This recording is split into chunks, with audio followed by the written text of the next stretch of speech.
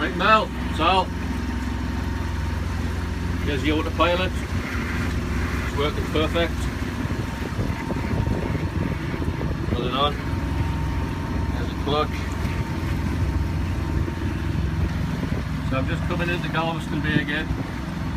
I've been down to Freeport this weekend. About 20 hours sailing, went out to the Gulf. First time by myself. Felt like the big boy. There's the baby. Away man. There's me little pride and joy. 28 foot. There's the Houston Ship Channel.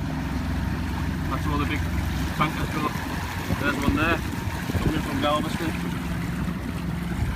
There's San Leon. Really nice part of the world. Not the Caribbean, but who gives a fuck? I'm sailing.